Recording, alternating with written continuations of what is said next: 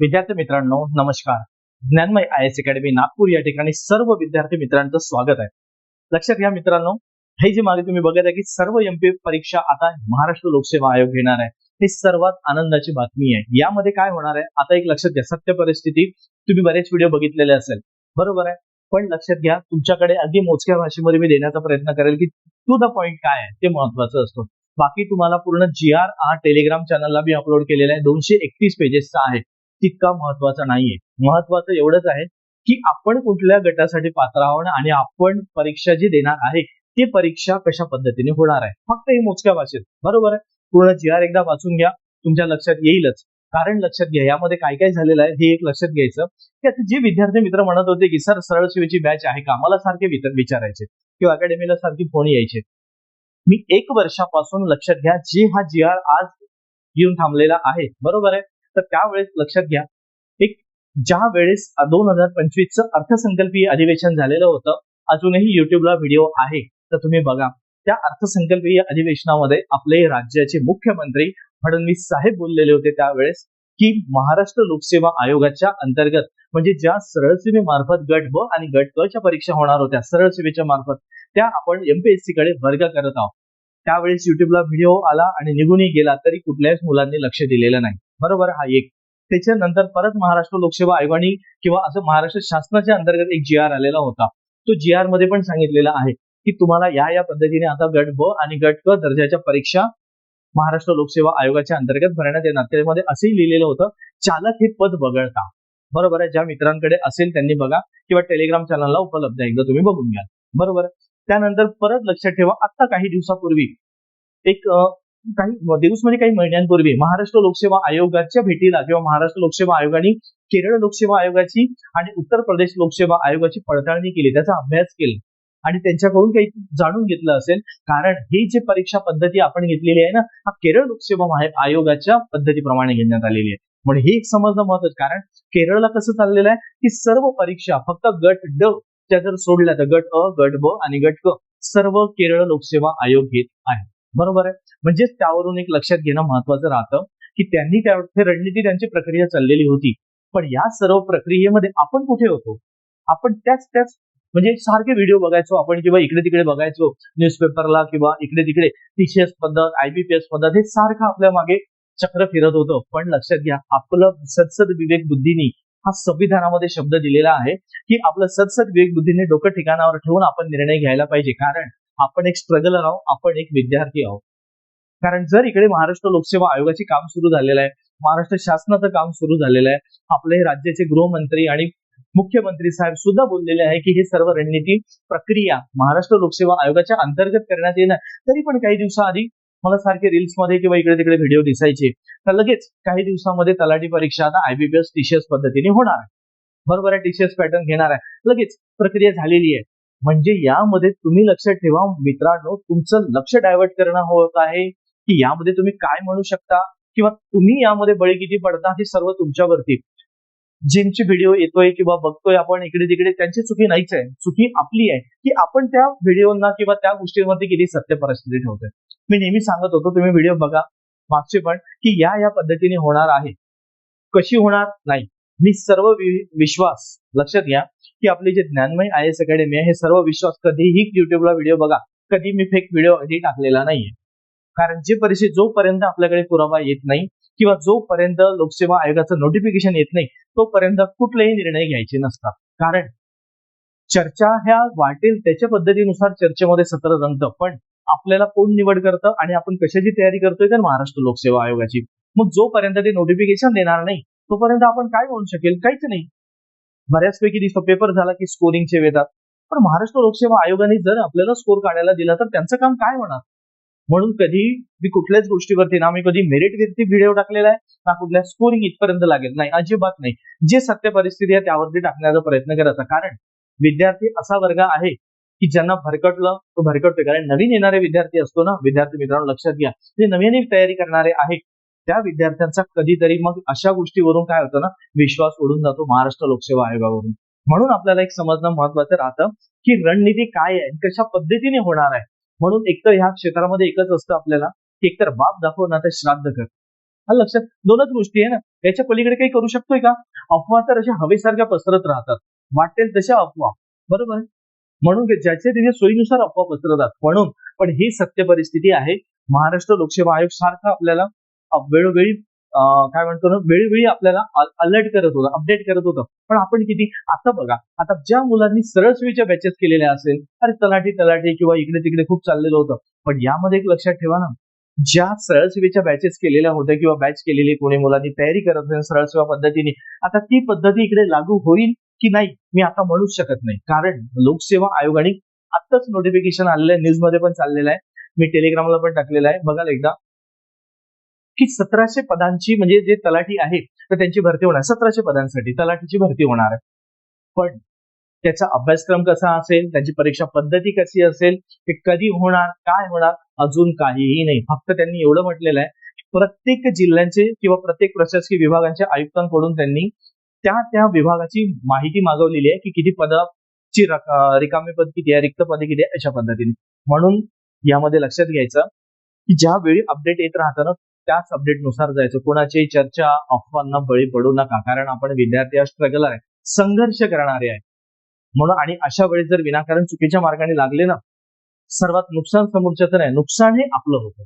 म्हणून आपलं आयुष्य एवढं सोपं नाही आलेलं आहे की सहज नुकसान होऊ द्यायचं. आलं लक्षात? म्हणून लक्षात घ्यायचं पुढे की याला पद्धतीने कसं जाता येईल आपल्याला, बरोबर आहे? तर त्यानुसार एक लक्षात घेणं महत्वाचं राहतं की त्यांनी कशा पद्धतीने दिलेलं आहे. बघा आता त्यांनी काय म्हटलं, गट ब आणि गट क हे पूर्णपणे भरती बदलणार आहे. म्हणजे जे सरळ सेवेमार्फत आलेली आहे तर त्यांची पूर्ण पदभरती बदलणार आहेत याच ठिकाणी, बरोबर आहे? म्हणजेच लक्षात घ्या, गट ब आणि गट क ची जी पदभरती आलेली आहे, बरोबर, हे पूर्णपणे यामध्ये बदल होणार. बदल होणार म्हणजेच काय, सरळ सेवेच्या पद हे कंबाईन मध्ये येऊन जाणार किंवा त्यांची एक संयुक्त एक पूर्व परीक्षा एक वेगळ्या पद्धतीने घेण्यात येणार आहे, बरोबर. जसं पण आहेच आता लोकसेवा आयोगाची गट ब ची परीक्षा वेगळी आहे, गट क ची वेगळी आहे. मग ब चे ब मध्ये पद येऊ शकतात आणि गट क चे क मध्ये पद येऊ शकतात. हे सर्वात महत्वाचं आहे, बरोबर आहे?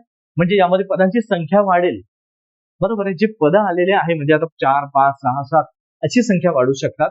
आता लोकसेवा आयोग ठरवणार, आपण काही निर्णय घेऊ शकत नाही.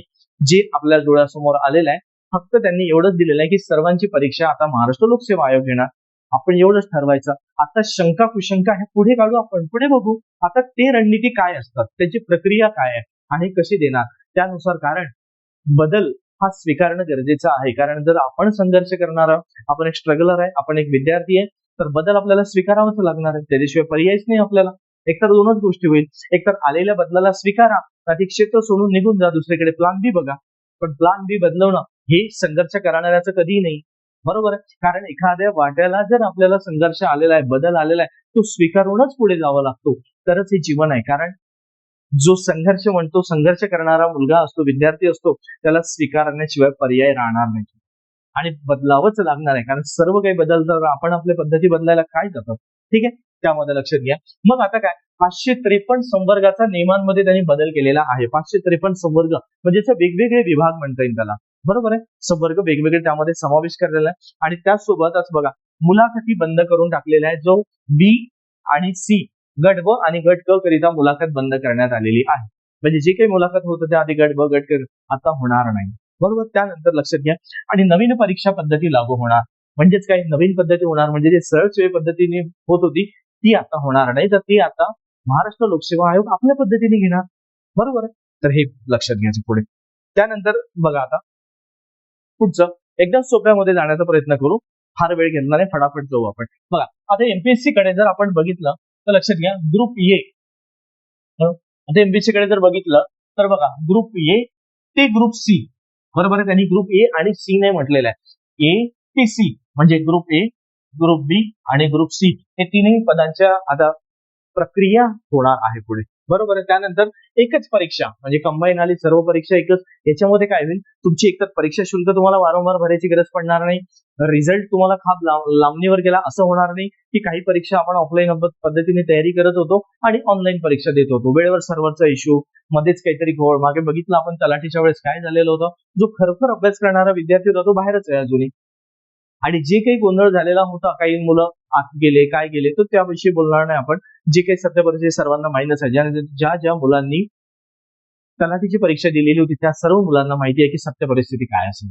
बरोबर आहे. म्हणजे ह्या परिस्थितीला परत बळी पडायला नको आणि 900 रुपये चलन भरायला नको. फक्त जे काही महाराष्ट्र लोकसेवा आयोगाची चलन असणार आहे 294 ह्या पद्धतीने, म्हणजे जे आपण भरत आलेलो आहे त्याच पद्धतीने आपल्याला एकाच परीक्षेमध्ये सर्व परीक्षा देता येईल, बरोबर. सर्व पदांची परीक्षा देता येईल आणि एक म्हणजे एकच नियम लागू होणार सर्वांना आणि खास म्हणजे ट्रान्सपरन्सी येईल. साधा गरीबातल्या गरीब विद्यार्थ्याला पण कळेल की आपल्यात जर क्षमता आहे तर माझं पद नक्कीच रिझर्व्ह असणार आहे, बरोबर आहे. जर आपल्यात क्षमता नाहीये तर आपण अपेक्षा सोडून द्यायची असतात. म्हणून आपल्या जी क्षमता आहे ते पूर्ण साम दाम दंड भेद ह्याही पद्धतीने पूर्ण ताकदीनिशी तुम्हाला उतरायचं आहे आता, कारण आता ही वेळ आलेली आहे. कारण एकाच दगडामध्ये कितीतरी पक्षी मरणार आहे हे तुम्हाला माहित आहे. तुमच्या पातळीनुसार, तुमच्या अभ्यासानुसार, तुमच्या जे काही तुमच्याकडे पात्रता आहे, एज्युकेशनल पात्रता, शैक्षणिक पात्रता, त्यानुसार तुम्ही तुमची परीक्षा देऊ शकता. आता तुम्हाला कुणी अडवणार नाही. फक्त आता आयोगाची वाट बघायची की परीक्षा पद्धती कशा पद्धतीने घेणार, कोणते पद कुठल्या भागाला ऍड करणार आणि त्यासोबत त्यांचा अभ्यासक्रम कशा पद्धतीने असणार आणि मग आपल्याला पुढची रणनीती कशा पद्धतीने आणणार. विनाकारण कुठेही नाही, फक्त शांत राहा आणि जो अभ्यास करत आहे एमपीएससीचा कंबाईनचा तो अभ्यास करत राहा, म्हणजे तुम्हाला पुढची संधी नक्कीच तुमचं असणार आहे. कारण विद्यार्थी मित्रांनो, 2026 ही सर्वांसाठीच एक सोन्याची संधी घेऊन आली आहे, सुवर्ण संधी घेऊन आलेला आहे. हे त्यातला हा एक बदल आहे, बरोबर. हा सर्वात आनंदाची बाब आहे सर्व मुलांसाठी. जो विद्यार्थी आता नवीन उतरणार आहे त्याला एमपीएससी शिवाय पर्याय नसणार आणि त्याला एकच करावं लागणार आहे, फक्त ना फक्त महाराष्ट्र लोकसेवा आयोगाची तयारी, बरोबर. तर चला पुढे बघू आपण. पुढे बघा आता 533, बरोबर आहे. म्हणजेच काय, 553 संवर्गाच्या सेवा प्रवेश नियमांमध्ये बदल केलेला आहे. म्हणजेच काय, सेवा प्रवेश नियमांमध्ये म्हणजे शैक्षणिक पात्रतेनुसार त्यांचं वेगवेगळं विभाजन केलेलं आहे. म्हणजेच मेडिकल विभागाचा असो, इंजिनिअरिंग विभागाचा असो, कृषी क्षेत्राचा असो किंवा तो सर्वच विभागाच्या विद्यार्थ्यांना वेगवेगळ्या पद्धतीने परीक्षा देता येईल आता. पुढे त्यानंतर बघा 18 नवीन सेवा यामध्ये समाविष्ट करण्यात आलेल्या आहे. 18 नवीन सेवा म्हणजे नवीन पदांचा विभाग त्यामध्ये म्हणू शकतो आपण. म्हणजेच काय, एक समान कामकाज असलेल्या पदांचं एकत्रीकरण. ज्या क्लर्क विभाग आहे हा वेगळा केलेला आहे, इंजिनिअरिंग विभाग हा वेगळा केलेला आहे, कृषी विभाग हा वेगळा केलेला आहे. म्हणजे याच्या प्रत्येक विभाग असं त्यांनी वेगवेगळ्या पद्धतीने करून दिलं. म्हणजेच काय, त्या विद्यार्थ्यांना सोप्या पद्धतीने करता येईल अभ्यास. तर एक इंजिनिअरिंगचा स्टुडंट आहे असं नको होतं. आधी कसं व्हायचं, सिव्हिल इंजिनिअरिंगच्या म्हणजे पीडब्ल्यूडी मध्ये त्यांच्या जागा निघायच्या, इतर डिपार्टमेंटच्या जागा यायच्या नाही कधी, बरोबर आहे. मग ते विद्यार्थ्यांनी काय करायचं, तर आता असं नाही, जेवढे काही इंजिनिअरिंगचे विभाग आहे सर्व, तर त्यांनी एक असा ग्रुप वेगळा करून दिलेला आहे. आता त्यांचा अभ्यासक्रम, त्यांची परीक्षा पद्धती आता पुढे आयोग ठरवेल कशा पद्धतीने घ्यायची, बरोबर आहे. त्यानंतर 18 नवीन सेवा तयार करण्यात आला एमपीएससी मार्फत आणि त्यामध्ये 93 संवर्गांचा समावेश करण्यात आलेला आहे. म्हणजे 93 असे विभाग करून दिलेले आहे आणि त्याच्यानुसार त्यांची रणनीती होणार आहे पुढे. ठीक आहे, तर पुढे बघा आता. त्यानंतर बघा आता याच्यामध्ये टेक्निकल विभाग वेगळा आणि प्रशासकीय विभाग वेगळा, बरोबर आहे. म्हणजे तांत्रिक विभाग वेगळा, तांत्रिक म्हणू शकतो आपण, बरोबर आहे. तांत्रिक आणि हा प्रशासकीय विभाग हा वेगळा करण्यात आलेला आहे, बरोबर आहे. तांत्रिक आणि प्रशासकीय, बरोबर. मग यामध्ये काय, तर 17 गट केले, तर 252 हे संवर्ग म्हणजे भाग केल्यासारखे केले त्यांनी, बरोबर आहे, एक वेगळे. आणि त्यानंतर 221 संवर्गामध्ये 29 गट केलेले आहेत. म्हणजे टेक्निकल हा डिपार्टमेंट वेगळा आणि प्रशासकीय वेगळा. आलं लक्षात, एकदम सोप्या पद्धतीने, काही जास्त जाऊ नका किचकट.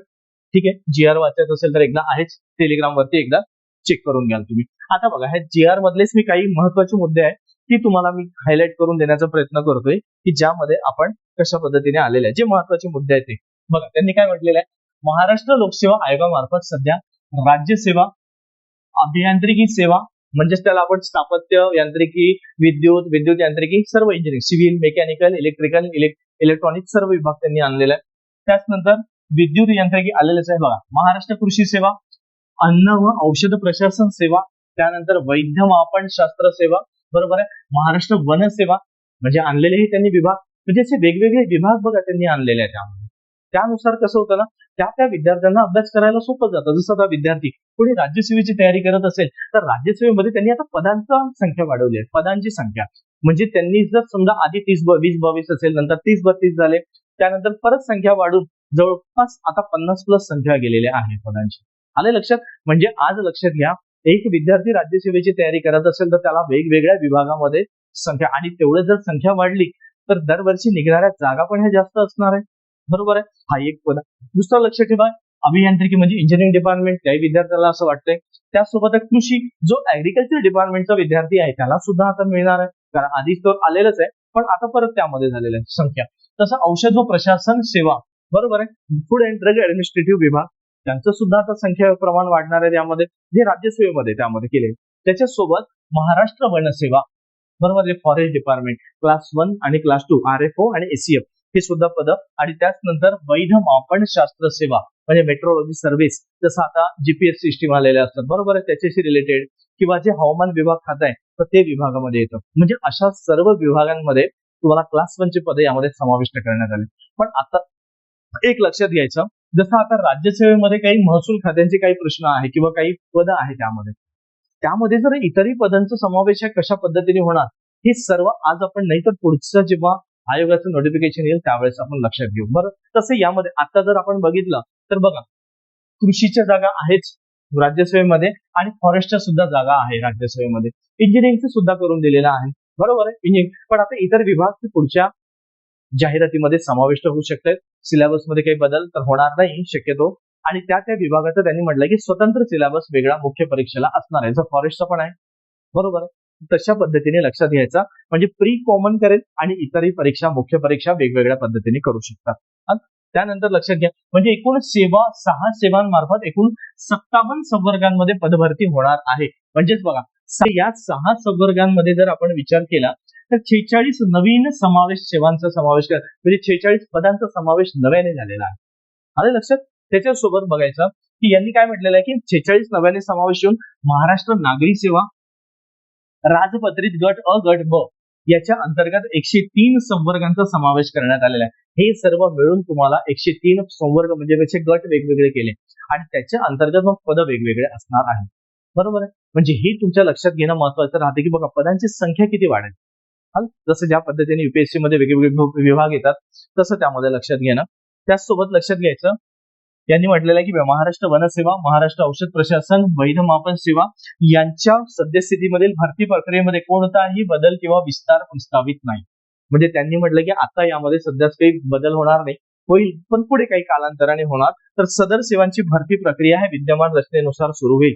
म्हणजे बाकीचे काही पद आहे की ज्या पद्धतीने राज्य शासन किंवा महाराष्ट्र लोकसेवा आयोग ठरवेल त्या पद्धतीने होईल, पण काही कालांतराने, लगेच होऊ शकणार नाही. बरोबर, त्यांनी स्पष्ट दिलेलं आहे.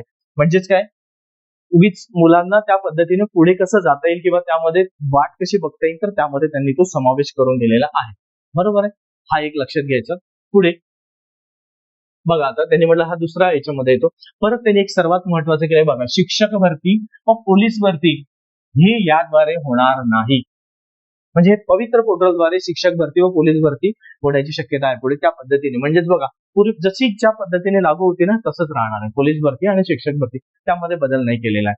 त्यानंतर बघा, अराजपत्रित गट क मधील कोणत्याही पदासाठी उमेदवाराची निवड करताना मुलाखती घेण्याची तयारी नाही, म्हणजे मुलाखती रद्द केलेल्या आहे. आधी आपण बघितलं. त्याच नंतर यांनी म्हटलंय की बघा, थेट मुलाखतीऐवजी विभागाअंतर्गत पदोन्नती प्रतिनियुक्तीद्वारे मृत संवर्ग म्हणून घोषित करण्यात आलेल्या संवर्गातील पदांची पुढील 1 महिन्यामध्ये प्रमोशन पोर्टलवरती अपडेट होईल.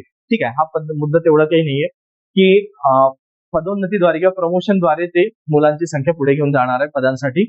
आलं लक्षात. त्यानुसार लक्षात घ्यायचं पुढे. आता हा तेवढा मुद्दा महत्वाचा नाही, फक्त त्यातला हा एक मुद्दा महत्वाचा होता की शिक्षक भरती आणि पोलीस भरती जशी आहे तशी होणार.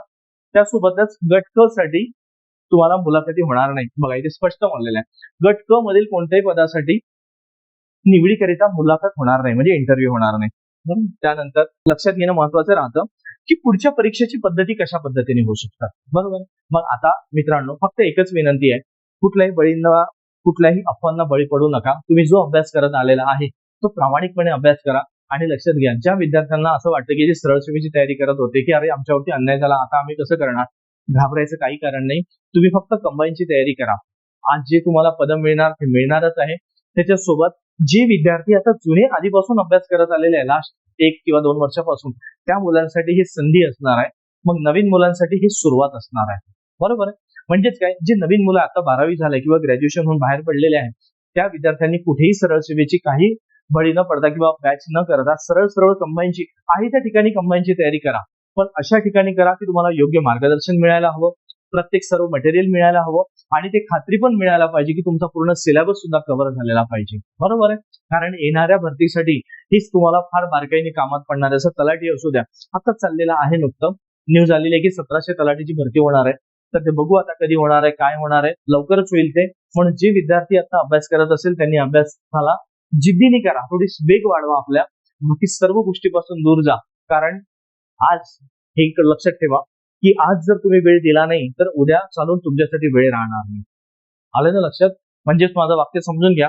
तुम्ही जर इतर गोष्टींच्या मागे जर वेळ देत राहिले तर तुम्हाला कोण वेळ देण्यासाठी राहिला? कारण वेळेची किंमत तुम्ही नाही केली तर वेळ सुद्धा का करणार तुमची किंमत? म्हणून बघा, आता प्रत्येकाला संधी राहणार आहे. जो विद्यार्थी कंबाईनची तयारी करत आहे त्याला गट ब मधून पद किंवा गट क मधून पद ही 100% मिळणार आहे. कारण इथे आता स्पर्धा खऱ्या अर्थाने उतरायला लागलेली आहे. कारण जे आता सरळ सेवे करणारे मुलं आहेत त्यांना नव्याने सुरू करावं लागेल. म्हणून आता जुन्या मुलांसाठी संधी आहे. म्हणून जे तयारी करत आहे त्यांनी वेग वाढवा आणि नवीन मुलांनी सुरुवात केली नसेल त्यांनी त्यांनी सुरुवात करा.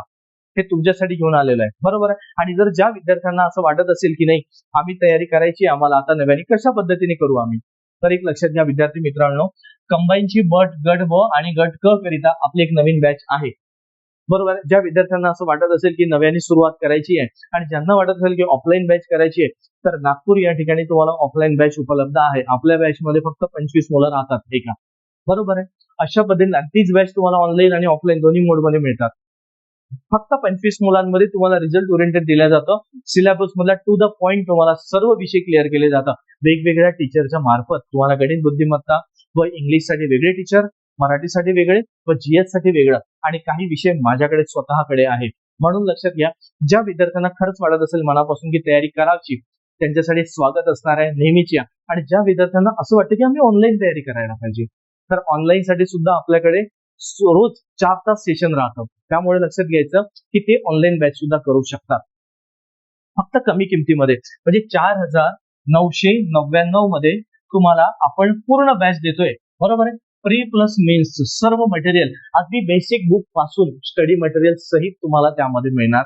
कुठलेही पुस्तक घ्यायची गरज पडणार नाही आणि कुठलंही पुस्तक वाचायची गरज पडणार नाही. सर्व पुस्तक, सर्व नोट्स, सर्व मटेरियल तुम्हाला जे काही आहे अगदी बेसिक टू ऍडव्हान्स पर्यंत आपण घेण्याचा प्रयत्न करतो. घाबरायचं काही कारण नाही. एकच तुमचं विश्वासाचं ठिकाण की तेच म्हणजे ज्ञानमय IAS अकॅडमीमध्ये तुमचं सर्व विद्यार्थी मित्रांचं स्वागत असणार आहे. म्हणून काही अडचणी असल्यास खाली दिलेला नंबर आहे त्यावरती नक्की संपर्क साधा. काही अडचणी असल्यास एकदा बघा, बोला. त्यानंतर तुमच्या शंकेचं निरसन झालं की नाही त्यानंतर तुम्ही स्वतः विश्वास ठेवायचा नाही ठेवायचा, करायचा नाही करायचा, शेवटी तुमचा निर्णय आहे. पण आयुष्य एकदा असतं. आता तुमच्याकडे संधी चालून आली आहे तर नक्कीच विद्यार्थी मित्रांनो हे तुमच्यासाठी संधी असणार आहे. म्हणून संधीचं सोनं करणं हे तुमच्या हातात आहे, बरोबर आहे. तर चला भेटू आता लवकरच. आणि तुम्हाला हा व्हिडिओ कसा वाटला, खरंच माहिती जी आहे ती तुम्हाला योग्य वाटली का, किंवा तुमची जाणीवपूर्वक माहिती जी तुम्हाला योग्य माहिती हवी होती ती तुमच्यापर्यंत पोहोचली का? आणि जर योग्य असेल, उत्तर हो असेल, तर नक्कीच खाली कमेंटद्वारे कळवा की तुम्हाला खरंच माहिती आवडलेली आहे. आणि या व्हिडिओमध्ये जर बघत असेल आणि जर नवीन विद्यार्थी बघत असेल तर विद्यार्थी मित्रांनो नक्कीच चॅनलला सबस्क्राईब करा, शेअर करा आणि लाईक पण करा आणि तुमच्या सर्व गरजू विद्यार्थी मित्रांपर्यंत पोहोचवण्याचा नक्की प्रयत्न करा. चला विद्यार्थी मित्रांनो, भेटू लवकरच. धन्यवाद.